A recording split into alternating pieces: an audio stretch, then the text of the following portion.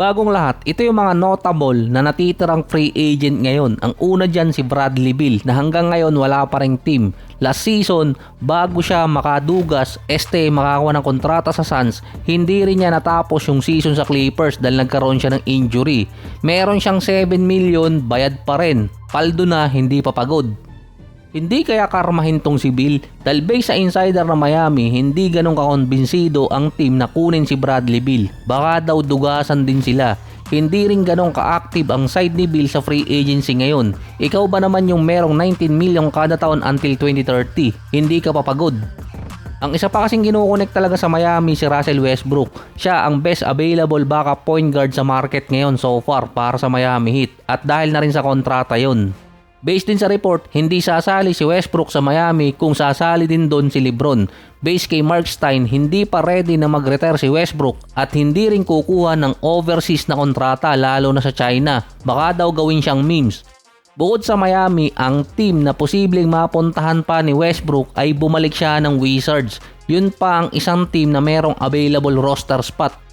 Dahil naman sa problema ng Toronto dito kay Kawhi, si DeMar DeRozan merong mutual agreement na bumalik ng Raptors. Open din kasi ang team na ibalik si DeMar.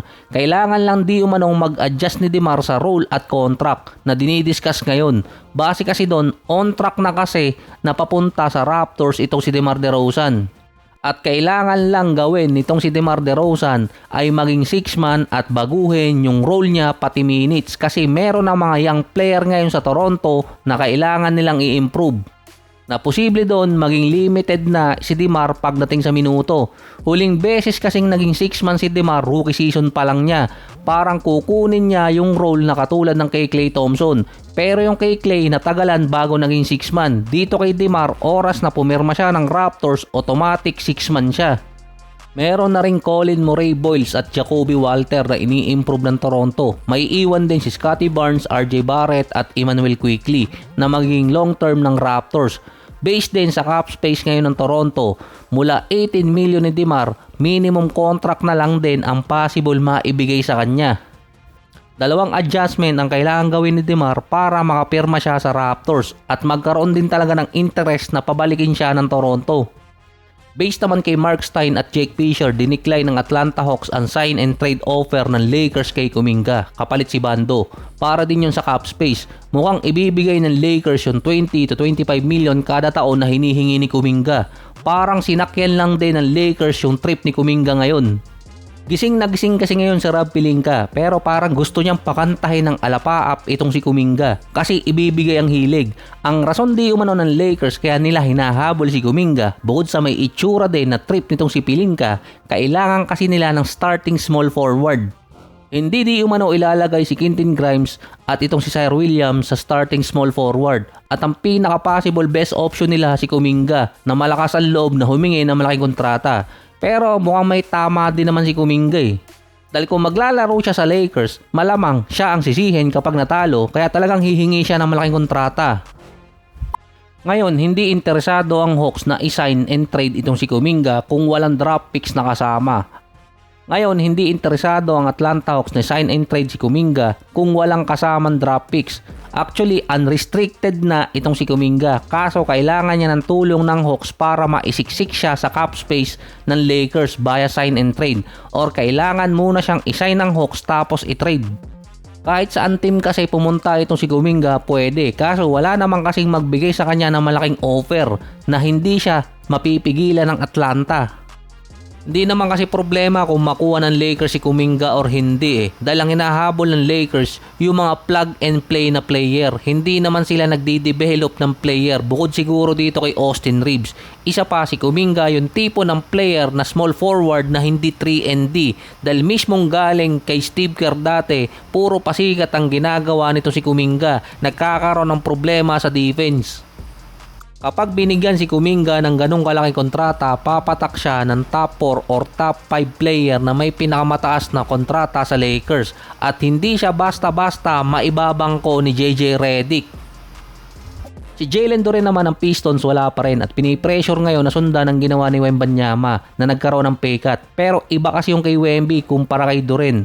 Once in a lifetime na contract yon para kay Jalen Duren at kung merong man team na pwedeng makapagbigay no ng kontratang malaki ay Brooklyn. Ang daming sinirang pag-asa nitong Nets. Last year si Kuminga pinaasa, sumunod si Cam Thomas, tapos parang nawala na sa NBA. Prior din ng draft, ang Nets ang nagsabing possible na magbigay sila ng max contract kay Jalen Duren. Kaso hindi nagparamdam nung nag-open ang free agency. Nga tuloy ang Pistons kung sinong team ang pwedeng kumuha kay Duren para tatapatan lang nila. Ang gusto kasing i-offer ng Pistons 175 to 177 sa loob ng 5 taon at pwedeng pumatak ng 32 to 35 million. Pero ayaw tanggapin ni Duren dahil nahabol niya yung max contract. Dalawa ngayon ang pinamimilian niya. Pumirma siya or kaya kunin niya yung qualifying offer na 7 or 8 million na baka mawalan pa siya lalo ng malaking kontrata at malaking risk yun. Isipin na lang niya si Cam Thomas.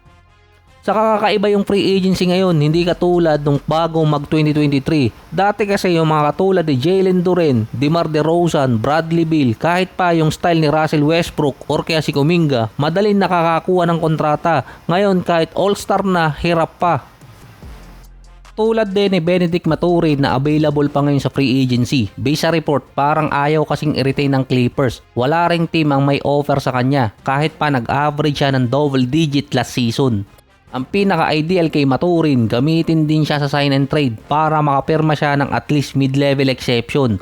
Meron na lang kasing isang open spot ngayon ng Clippers. Ang pinaka-last option na lang ni Mathurin kunin ang qualifying offer para unrestricted na siya last season. Next season pala.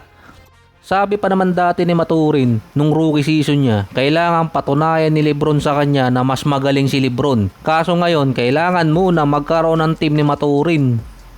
Ang gusto kasing kunin ng Clippers para maipalit sa era ni Kawhi ay si Peyton Watson mula sa Nuggets. Kasama kasi si Benedict Mathurin sa sign and trade tapos ipapartner pa si Derrick Jones. Ito rin kung papayag ang Nuggets. Sa side naman ng Nuggets, hindi sila nagmamadali sa sitwasyon ni Peyton Watson. Ganon din si Rich Paul na agent niya. May pagkaeng-eng din yung Nuggets. Alam na nilang best defensive player nila. Hindi nila pinapirma noong nakaraang taon. Tapos nagkaroon ng breakout season sa 2026 dahil nga si Jokic na injured. Ayun, mawawala pa sa kanila or posible mawala pa.